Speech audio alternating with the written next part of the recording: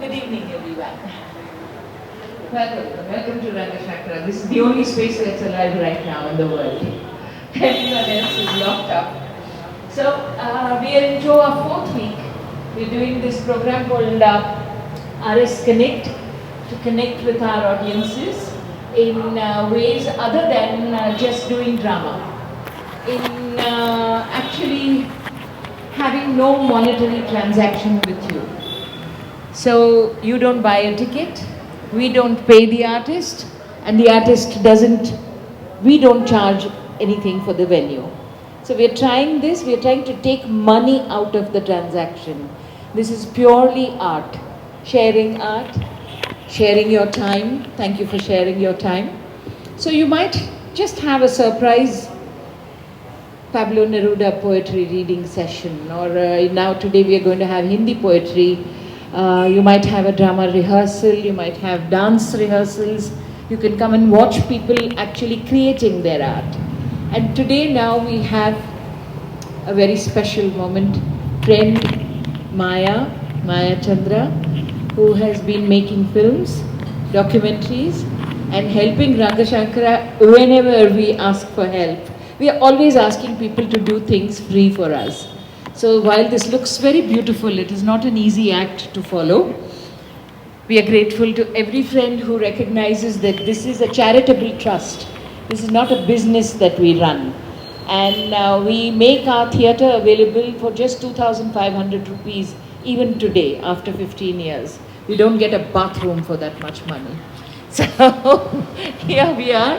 And today Maya has offered to read out to us the speeches given by Jaya Chamaraja Wadiyar and Sir M Visvesvaraya, two towering personalities who made Karnataka into what it is, who really put it in the forefront of every kind of endeavor, whether it was engineering or scientific or developmental reforms. And very little is known about them. We just know the names. So we're looking forward to listening to what Maya is going to share with us. She has created these books actually that have a whole lot of information. So over to Maya. Thanks, Maya, for being there with us. Thank you, Arup. Yeah. Thank you. Thank you. Thank you all for sparing your time and your precious moments to be with us today. This is my first reading attempt. Thanks to Arup, thanks to Rangashankara that has given me the opportunity to do so. Both the subjects that I'm going to be reading today are very, very special to my heart and very special to the state of Karnataka. History, as they say, is something that we need to repeat. History is something that goes back to the legacy that we have. And we need to remember history, recall history, cherish history. And these readings are in effort towards that. With that intention, I thought today I picked up two speeches of two great towering personalities of our state. One is the last Maharaja of the Mysore Kingdom, Jaya Chamaraja Wadiyar, his coronation speech of September 8th, 1940. And then a speech of Sir M Visvesvaraya from the book that I have compiled of his rare unpublished works. It's a very relevant essay or a speech called The Bangalore City and Its Future that was delivered on the 20th of May, 1953. It was an address to an association called the Bangalore Literary Union, and the speech, the reason I picked up this speech is because of its relevance to the city today, what was said in 1953 and how he envisioned what Bangalore would be and what Bangalore should be. So I think, let me just throw a little question to all the audience here. When we think of Sir MV, what comes to anybody's mind? Can we just start a little bit interactive? Joke Falls. Yeah, wonderful. Then? KRS Dam. Wonderful. Then? Engineering? Engineers Day, which we just finished on September 15th. Yes, in commemoration of a great man called Sir M Visvesvaraya. We have a very special guest with us today from the Mokshagundam family. Mr. Sheshadri Mokshagundam is right here, and it's a special honor for me to have him in our audience, and he's been doing a lot of curation work of Sir M V, and we and he are in touch, and we keep talking back and forth about how we can bring this legacy back. Joke Falls, do you remember what he said when he saw Joke Falls? What a waste of energy, correct. And I have another special guest, my father, Dr. Chandra, who has been who has seen Sir M V. He's an engineer himself, and he has seen Sir M V and he has seen Sir M V talk. So I think it's a very great thing that we have these two people who have been with Sir M V. I have not seen him. He passed away before I was born. So we'll get on with the reading. That was very good. Thank you. Any other things about Sir M V that comes to your mind when we? Hyderabad waterbirds, Pune waterbirds. The list is very long. Absolutely, absolutely. When I tried to condense his biography, if somebody wanted to know, I just had very little, very long effort to get it into 4 pages. And if somebody wants it, then I can just give this, but I think I'll not take time to go through his biography or anything. I'll just get straight away to the lecture, The Bangalore City and Its Future, which I would like to read to you. Like I said, The Bangalore City and Its Future was an address by Sir M Visvesvaraya delivered on the 20th of May, 1953. While we are listening to this lecture, I just want to bring it to your mind that when he spoke, you will listen in the lecture about what he says about the population and the area of Bangalore. I just want to remind people that Bangalore today, the population is about 13.4 million or about 1.3 crores, and the area is about 709 square kilometers and 275 square miles. That is the Bangalore of today. But let's listen to what he had to say of the Bangalore of 1953. The subject chosen for this evening's discourse is the Bangalore city and its future. The aim being the improvement of the living conditions of the citizens and the safeguarding of their economic future. I have thought it might be useful if I endeavored to bring to light the specific deficiencies and wants which are at present causing anxiety or discontent to the citizens, so that men of energy and enterprise among the population might take what measures they can to overcome them. One notable feature of the present period is the rapid growth of population in all parts of the world. The population of undivided India, excluding Burma, in 1872 was 237.5 million. The corresponding population of the Indian Union and Pakistan, we were together, according to the census of 1951, was 432.57 million. The city of Bangalore covers at present, that is we are talking of 1953, an area of 26.7 square miles and accommodates a population of 7,76,170. The growth of population in the last decade has been phenomenal, being over 90%. This does not represent merely the natural growth of the local population. The increase is also due to the influx of population from the neighboring districts and states and other causes such as growth of industries, extension of military establishments, and addition of new offices of the Government of India after integration. It is said that self-examination is necessary for the moral health of nations as well as of men. Comparison of conditions in India with those in America will show that India occupies a very low position in the scale of living among the nations of the world. The per capita income of the United States of America is more than 10 times that in India. The vital statistics of the two countries show the average duration of life in India is less than 30 years, and that in the United States of America is about 62.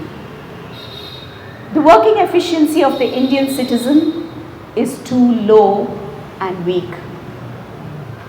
The educated population here is only 15% of the world, as against 85% in the United States of America. To improve their working efficiency, the population of India has to be better educated, better accustomed to work harder, and learn to lead a disciplined working life.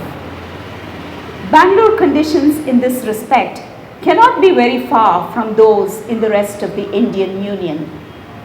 In Bangalore too, the proportion of educated population is small, the standard of living low, and occupations for the unskilled population are limited and uncertain.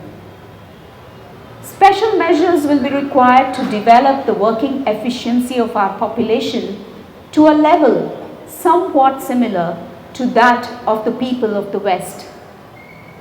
The work done at present is too small, say, in comparison with that of the American population. The working hours should be regularized to 8 hours a day and 48 hours a week for the adult worker, as in the case in many parts of the civilized world.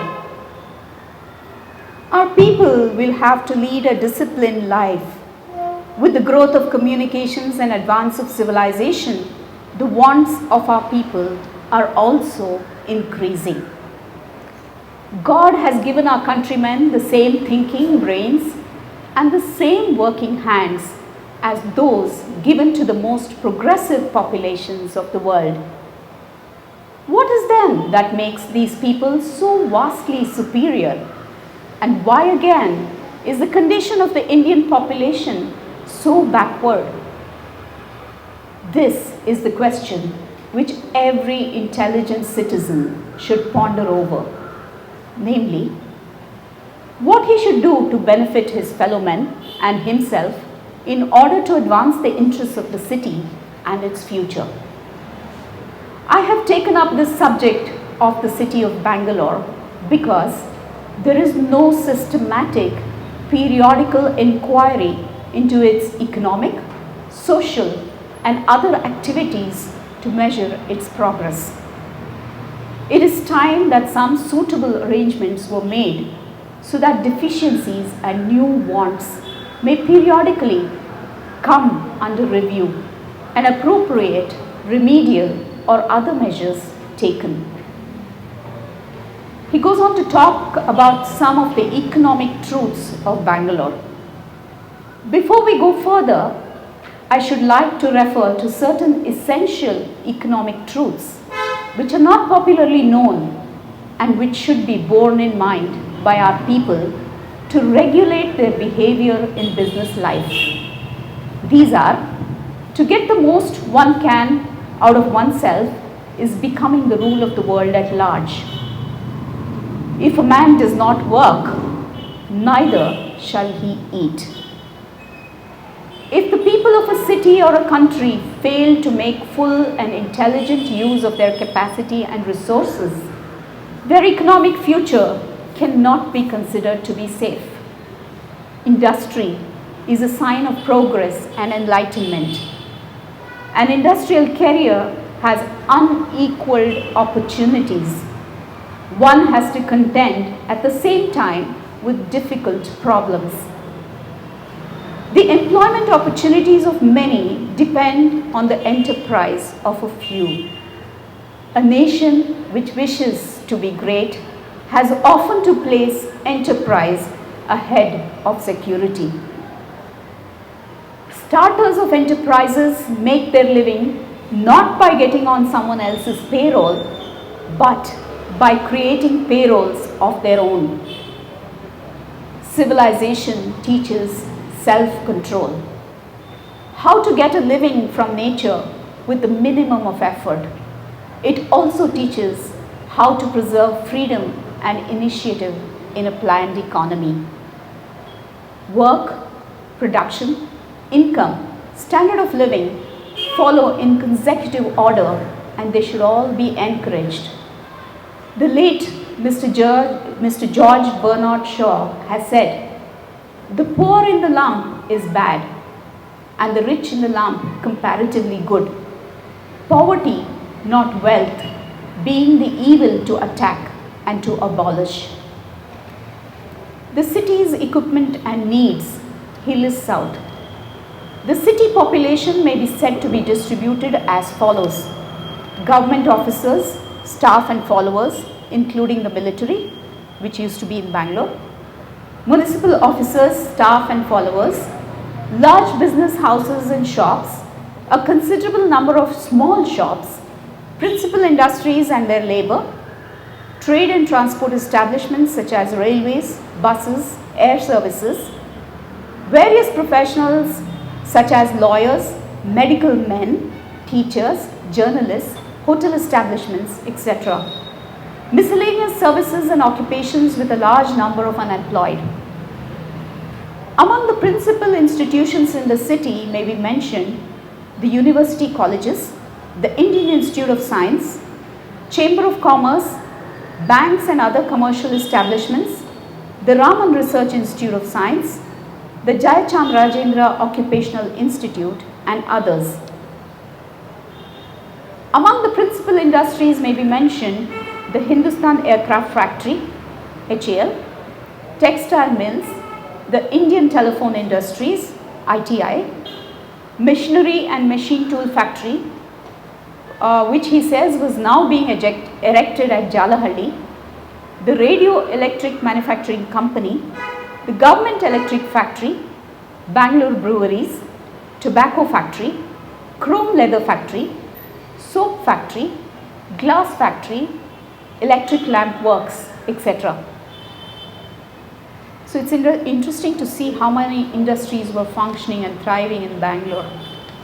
As regards roads, water supply and drainage, the government and corporation between them control the works of the city, and they do the work as efficiently as circumstances permit. My observation on this occasion refers to the future interests of the city, chiefly in the economic sphere. I am anxious to see a balanced organization maintained in the various activities, developments, occupations and pursuits followed in the city. Much has been done to improve the city plan of Bangalore by previous administrators, of whom it may be said that Sir Mirza Ismail, who held the office of Diwan for a long period, rendered conspicuous service. The Mysore government have recently appointed a committee for planning the city's future under the chairmanship of an experienced administrator, Mr. N. Madhvarao, CIE. It is apparently because the city is getting crowded and houses are built in areas originally set apart as open spaces. God, those days he thought the city was crowded. In an article on Greater Bangalore in the Congress Exhibition Souvenir, April 1953, it is stated that in Bangalore there are 92 slums with a population of 59,000 living in them. The removal of these slums, or black patches as he calls it, at an early date is a very necessary improvement to which government and the corporation have to give special attention. The requirements of the Defence Department seem to have expanded since the Mysore state came into closer contact with the central government under the new integration scheme. While planning for the city's future and its development, he talks of a section here which says it is disciplined life and sound business practices. I was hoping that somebody would say that Sir MV is known for his punctuality and discipline and how do you say, it's height of discipline and hard work that he put in. So he talks of the disciplined life and the sound business practices that are required. We have hitherto been accustomed to copy the business practices followed in advanced countries for the past 50 years or more. But those methods do not thrive chiefly because the country has not been prepared by universal mass education. The majority of the people are not roused and their intellects are not sharpened by scientific or technical skill to understand the difficult problems which arise in industries. The circumstances are different in Russia or Japan because those two countries prepared the soil first by educating the entire population. By the way, he visited both these countries and studied extensively those days about what's happening in these two countries. The widespread illiteracy or ignorance is a serious handicap in this country. Education is necessary to achieve progress and to create occupations and employment in order to raise the standard of living. As stated before, over 80% of our population is illiterate. Conditions in Bangalore city cannot be very much better. To lay a proper foundation for the progressive life, highest priority should be accorded to mass education in every community or class. Russia, it will be remembered, undertook her earlier 5-year plans to spread education and enlightenment among her people. Before education was spread in this manner, the industries in that country were being manned by foremen of German and English nationalities.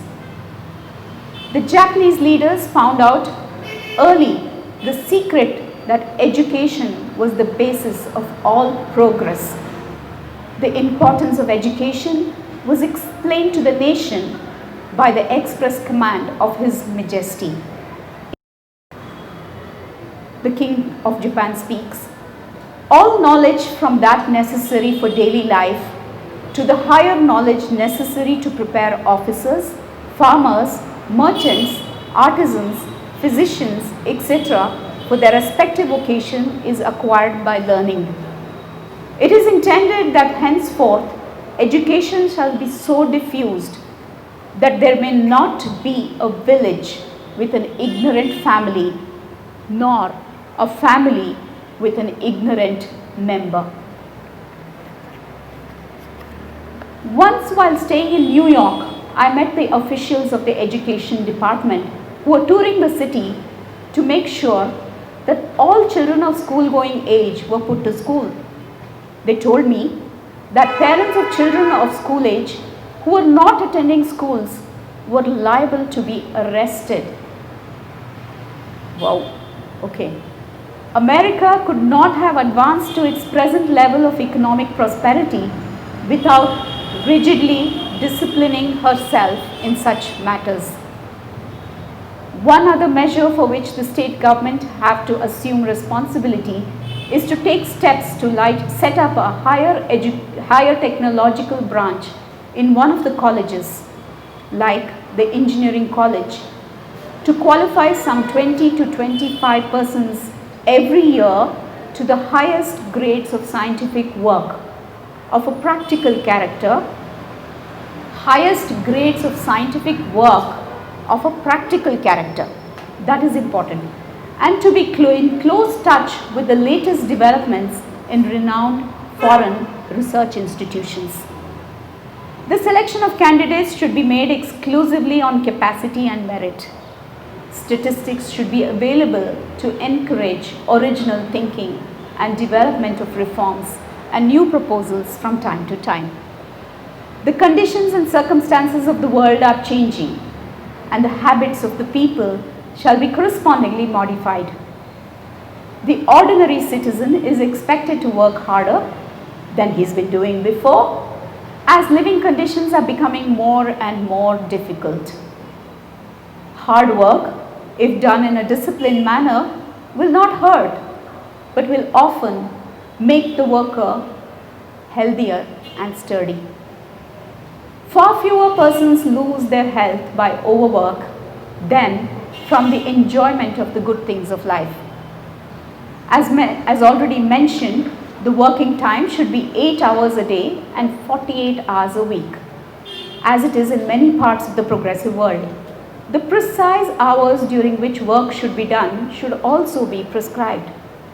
At present, according to government and business practices, workers get only 1.5 days rest during the week. Americans are skilled workers and they use machinery and other equipment on a large scale. They are able to do the week's work in 5 days and take the last 2 days of the week for rest or a holiday. If only our people work scrupulously in a disciplined manner, they will also one day be able to take Saturdays and Sundays as holidays in the week. In advanced countries, visiting hours are definitely fixed. In some countries, a couple of hours, 11 a.m. to 1 p.m. is treated as visiting hours. I trust government officers and leaders in Bangalore will come to an understanding in this respect and fix hours in the day during which business talks and exchange of views may take place. This is one of the economies of time in the modern business life. In Bangalore, industry should be widely practiced in order to give sufficient employment to the educated classes and labor. Industry, trade and city life go together. And if the people are to be enabled to earn more and the city is going to be growing in prosperity, its industrial conditions should be under constant study and undergoing improvement. When opportunities are found favorable, growth of new industries should also be fostered. At present time, there should be some special agency brought into existence to study the question of unemployment. In Western countries, wealth producing activities are specially stimulated by city administrations by affording all facilities such as housing for workmen, technical and commercial education, liberal exemption from taxes for new industries, and in many other ways. If industries thrive, the corporation also profits from the taxes. Our past life and ideals have been pacific and unambitious. Punctuality, sense of duty, and the need for honest dealings have to be inculcated in all grades of businessmen and industrial workers. The value of time should be particularly recognized and irregular waste of it should be guarded against. Men of capacity and merit with previous general training employed on specific jobs for 6 months or a year will often become experts themselves if they have the necessary urge, honesty of purpose and ambition. The working power and income of the common man in his particular occupation is likely to be raised by 20 or 25% if he lives a planned life and adopts modern business methods in working.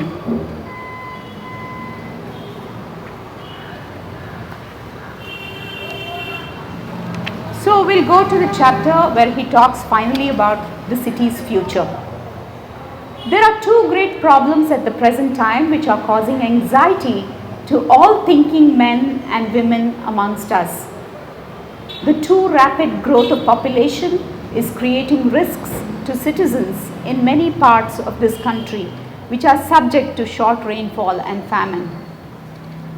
Family planning or planned parenthood is being extensively practiced in Western countries because the population there is educated and knows its value.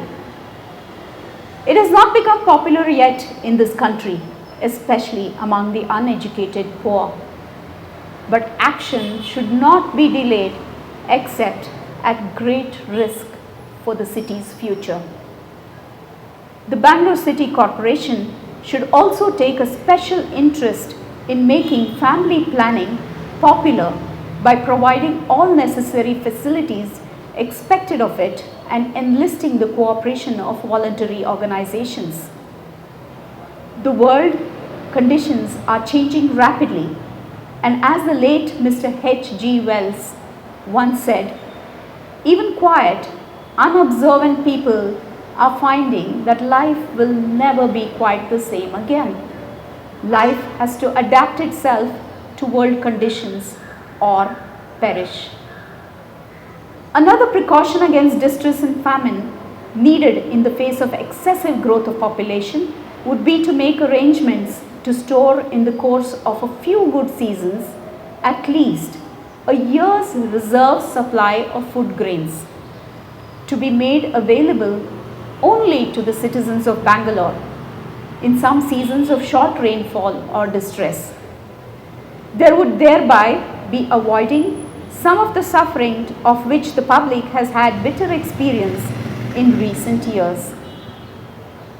If the proposal is generally approved, it should be easy to secure the cooperation of leading citizens in working out the details and securing their participation in the operation of the scheme.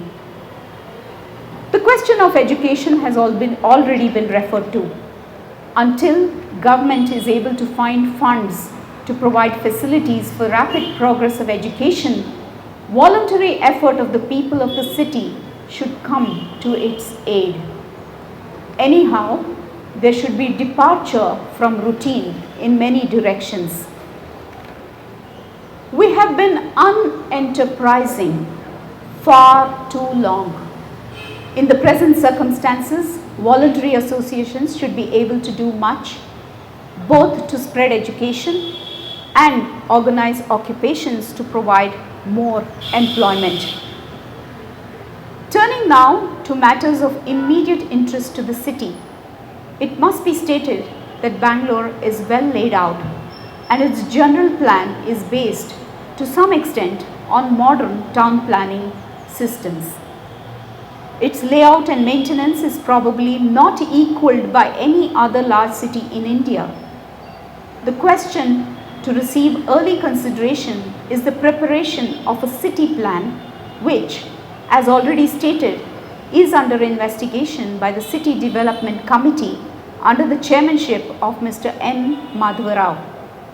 That committee will doubtless make suitable recommendations as regards the treatment of the 92 slums as already referred to. The committee are aware that buildings have been growing irregularly and areas formerly reserved as lung spaces for the citizens are being encroached upon. Besides private buildings, the open spaces which were temporarily allowed to be used in wartime are being converted into permanent residences for officers and stores of the military department. A plan of Greater Bangalore, a master plan, should be prepared, allotting appropriate spaces needed by all special departments and interests. After the plan is once prepared and approved, extensions and changes should be permitted only with prior approval of the corporation and the government. Among other developments which seem necessary is a circular road around the city, or Ringstrasse as it is called in Germany. Incidentally, this is our nice ring road, outer ring road and inner ring road. This is the reference here. As it is called in Germany, to facilitate speedy access to all its parts. This is an amenity which can be thought of later when the city is in a better position to finance the scheme. I had occasion to recommend a similar scheme some years ago in connection with the city planning of Hyderabad. Another important development should be the construction of a road with a broad paved footpath by its side to connect Lal Bagh with Cubbon Park, to facilitate the city population taking an evening drive or walk in the open air, so that it may be a center of recreation. In Bombay, a 2-mile drive and walk known as the Marine Drive has become immensely popular as a center of recreation. On festival days and holidays, its 2-mile footpath is densely crowded. Incidentally, the Marine Drive was designed by Sir M Visvesvaraya. This was one of his feats that he did, and today nobody knows that, I think. In fact, Marine Drive should probably be named after him. It would be particularly desirable for the Bangalore Corporation and a few private persons or clubs to construct more swimming pools when the water supply can be provided to the requisite extent. The master plan above referred to should also include the necessary works and amenities to make the layout of the city plan more artistic so that Bangalore may attract travelers in larger numbers and come to be recognized as a popular tourist center. With the extensions now laid out and the plans for further expansion and development contemplated, the area of future Bangalore is expected to go up to 40 square miles from the present area of 26.7 square miles. Sufficient provision will have to be made for the expansion of population, which the next decade or two might bring. The population may increase from about 800,000 at the present to 1,000,000 souls, he says, within the next 10 years. To help the population of the city with accurate information, a system of popular lectures may be arranged for, in which leaders, citizens and students may take part. This should be done, as in Germany, by voluntary associations of citizens or study groups. These lectures may relate to the city plan, the health of the city, and also general questions like education and economic condition of the citizens. I have on another occasion referred to the necessity of compiling and publishing statistics of economic activities in every region, including cities. Every citizen may know what the economic strength and possibilities of his region are, so that he may properly regulate his attitude in any plan of economic importance with which he may be associated. What makes Americans long-lived, progressive and prosperous is the planned, disciplined lives they lead. Our activities, on the other hand, are unplanned, and our behavior is inactive and indifferent. We have large numbers of illiterate population among us who can show no concern to the problems of enlightenment or growth. It might be advantageous to appoint a central committee, a voluntary association, to look into all the major wants of the city from time to time and help to maintain a dynamic spirit of improvement and development in all branches and grades of the city administration. The citizens may be said to be the stockholders of the city corporation, and the affairs of the city will be conducted satisfactorily if an enlightened and forceful public opinion stands behind the executive in the daily work of administration and development. Thank you. This was a lecture given at the Bangalore Literary Union, and it was, like I said, the date was 20th May 1953. Parts of it is very relevant today, and when I was compiling the book, I requested Professor G. Venkat Subbaya, who was a contemporary of Sir M Visvesvaraya and who is now 107 years old and lives in Jayanagar, to help me by writing a foreword to this book. And I'd just like to read a little excerpt of what he's written about this particular lecture. I would like to draw your attention to this course and compare it with today's Bengaluru Mahanagara Palike, which will be quite interesting.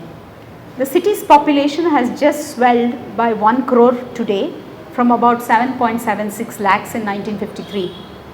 Population in slums has also increased by about 10 lakhs compared to 53,000. The city municipality has become Mahanagara Palike, one of the fastest growing metros of the world. Thus, it has turned into a city of opportunities. It has become a hub of multifaceted personalities and intellectuals, skilled and unskilled workers on one hand, and alongside it, it has also given rise to tricksters, chain snatchers, drug peddlers, petty thieves, etc. The list grows as the city has grown. This is what Professor GV has said, and he ends it by saying, this holds good even today. I am not an expert in town planning or city administration, but only a teacher. I can recognize what can be a good study material. The present day leaders of the city, political and others, will do well to make a deep study of this lecture and take decisions fit to the present day. This discourse is true even to this day as it was 65 years ago. Professor G. Venkat Subbiah.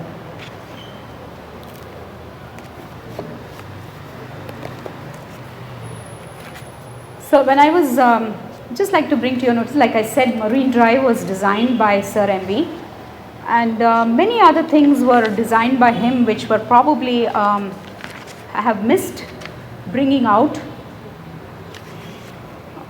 Anybody else who wants to say what other things was designed by him?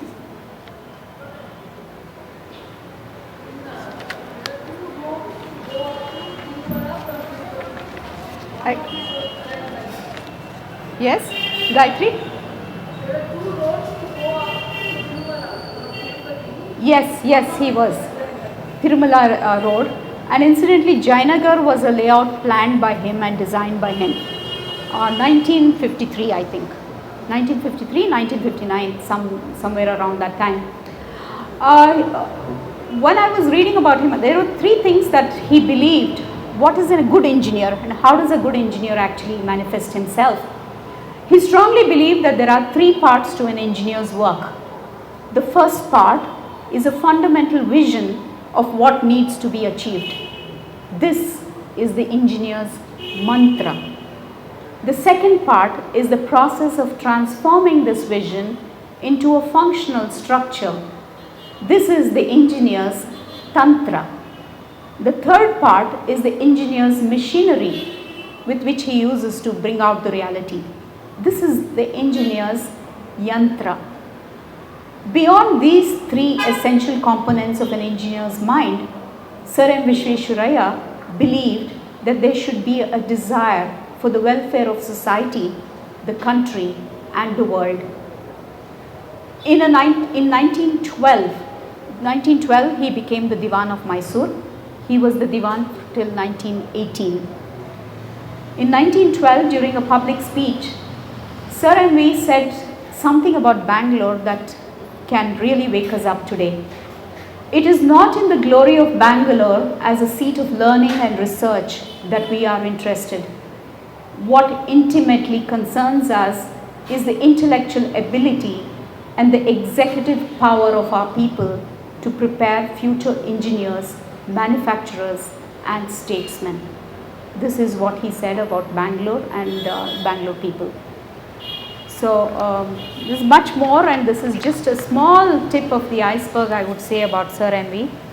And I think many things can be read in this book, which I am bringing out as a second edition, and it will be available as an e-copy also. So any questions, any thing? Well, just a little part I have to do about His Highness Jaya Chamaraja Wadiyar. Before we go on to this subject, then anything else? Anybody wants any interaction? Yes, sir? We should teach out every engineering student as a part of the syllabus. Yes. Mr. Professor Jaipal is here from the RV College of Engineering. I have specially invited him, and he is part of our RV family, and I'm sure he's going to take it forward. He's also from UEC? Yes. And by the way, my father was a professor at UEC and has seen Visvesvaraya speak and walk and all that, and I wish we could have done that. That's true. We'll try and do that. I think we'll start with RV Engineering College to take to take Sir M Visvesvaraya and his work. This would be a Bible for every engineer. Absolutely, absolutely. He is a Bible for every engineer. He is. And many of the things that he's done, I don't think I have been trying to do research on him and to compile his feats into something, as a summary at last. But it just doesn't stop, Designed and executed waterworks for Sukkur town in Pakistan. Gulf of Eden, he designed an irrigation system. From where to where? So, water supply to Sukkur in the Sindh in the banks of the river Indus.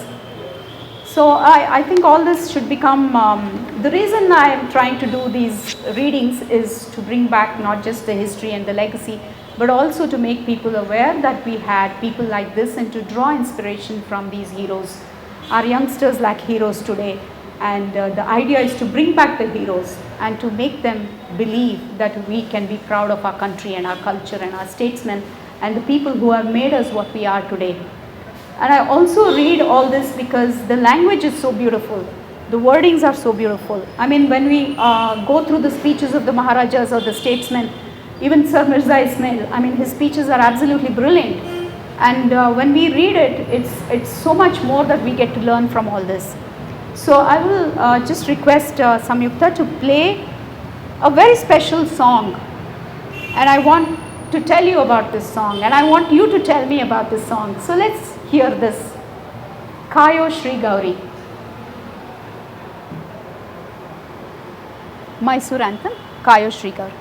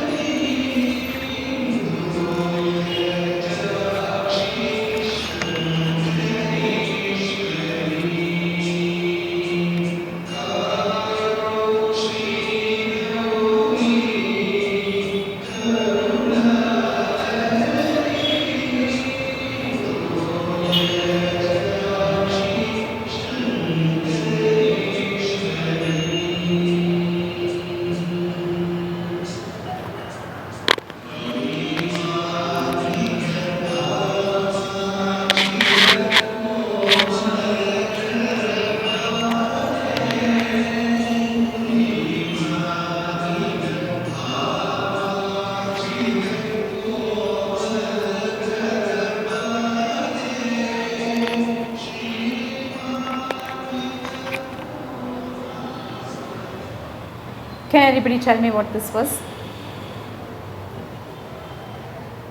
Aru? No.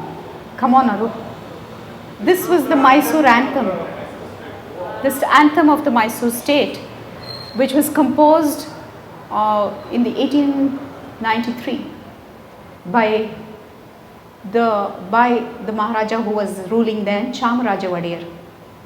It was his favorite raga, Shankara Bharanam, in which this is composed.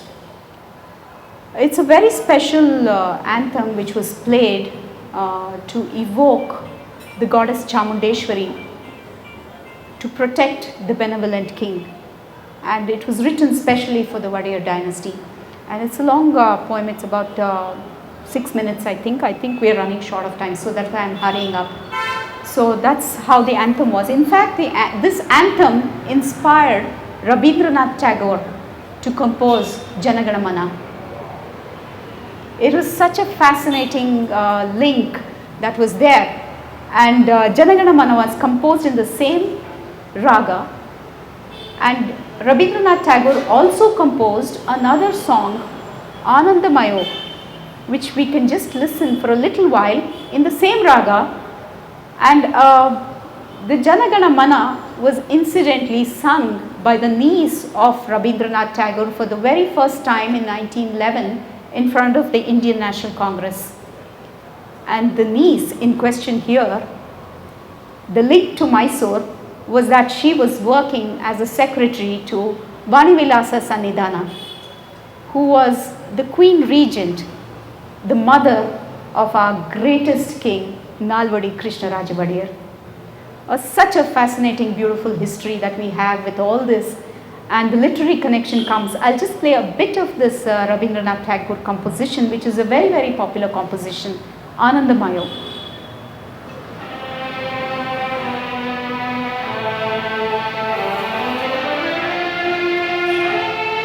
Just take it a little forward because time is running out.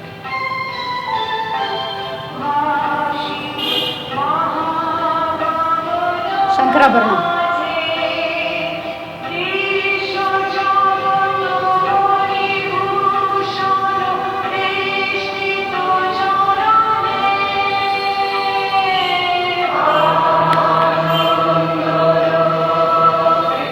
Beautiful, isn't it?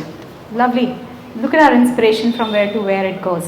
So I'll just quickly read up the coronation speech. Do I have the time, Aru? Yeah, coronation speech I can finish off. Next time I think I'll talk about JCW, as I call him, His Highness JCW, Jaya Chamaraja Wadiyar, the last and the 25th king of the Wadiyar dynasty, who was one of the most astounding kings, I think, in the present era, who was not just a king, but he was, like I said, a philosopher, musicologist, political thinker, philanthropist, whatnot and whatnot. This was the coronation speech given on September 8, 1940. A very beautiful speech among his very many other speeches. My beloved people, I have been profoundly moved by the innumerable marks of respect and affection for my revered uncle, the late Maharaja Sri Krishnaraja Wadiyar Bahadur, which have poured in from the rich and the poor, from the high and the low, from every quarter of the state. Such testimony to the loss which they as well as I have sustained has brought much consolation to me and to the members of my house, and will be a source of strength to sustain me in the great task upon which I am about to enter. In succeeding to the throne of Mysore, I follow a great ruler who loved you all, and who won your love by his love of God, by his wisdom, his graciousness, his humility, his faithfulness to duty, and his kingly greatness. His memory will ever be with us. It is a bitter memory now when we are feeling the full shock of his loss and the gap he leaves in all our lives. It will grow sweeter as the years go on, and as we learn to appreciate the more all that he meant to us and to mold our lives by his. It is now for us to dedicate our lives to the fulfillment of his great task, and we shall succeed in fulfilling it if we so consecrate ourselves in the spirit of one great family. The world is very full of troubles today, and it is only by meeting these troubles in a spirit of unity and self-sacrifice that we can win through. In this spirit, I look upon the ceremony of ascending the throne of my ancestors as a dedication of myself, my life, and all I have to the service of the people of Mysore. But I am fully conscious that no effort of mine can succeed alone. I need your help and your cooperation, your confidence, and more importantly, your love. May God grant me light and strength in the discharge of the sacred duty entrusted to me, and may his blessings in abundance rest on every heart and brighten every home in Mysore. Kayo Shri Gauri. Thank you. It's a privilege to be reading something from this. Thank you so much for listening.